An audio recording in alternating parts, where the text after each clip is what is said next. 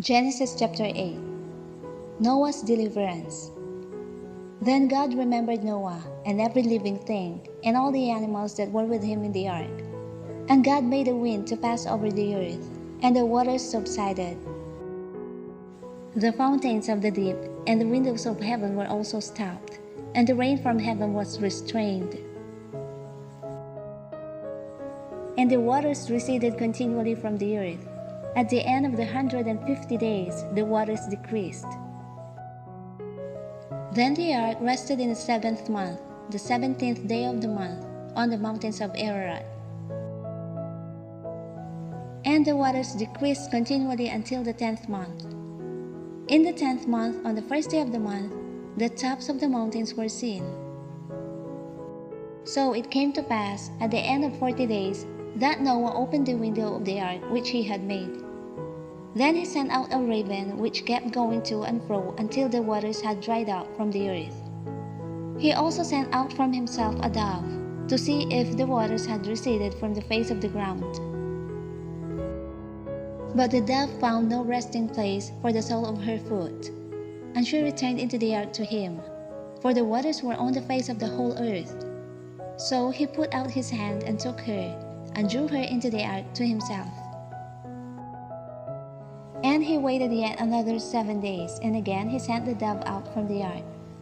Then the dove came to him in the evening, and behold, a freshly plucked olive leaf was in her mouth, and no one knew that the waters had receded from the earth. So he waited yet another 7 days, and sent out the dove, which did not return again to him any more.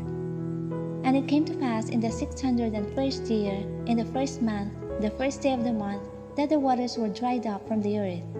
And Noah removed the covering of the ark and looked, and indeed the surface of the ground was dry. And in the 2nd month, on the 27th day of the month, the earth was dried. Then God spoke to Noah, saying, "Go out of the ark, you and your wife, and your sons' wives with you. Bring out with you every living thing of all flesh that is with you, birds and cattle, and every creeping thing that creeps on the earth, so that they may abound on the earth, and be fruitful and multiply on the earth." So Noah went out, and his sons, and his wife, and his sons' wives with him. Every animal, every creeping thing, every bird, and whatever creeps on the earth according to their families, went out of the ark, God's covenant with creation. Then Noah built an altar to the Lord, and took of every clean animal, and of every clean bird, and offered burnt offerings on the altar. And the Lord smelled a soothing aroma.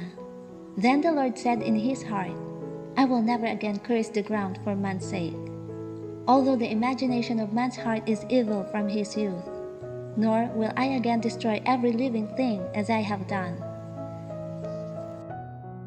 While the earth remains, seedtime and harvest, cold and heat, winter and summer, and day and night shall not cease.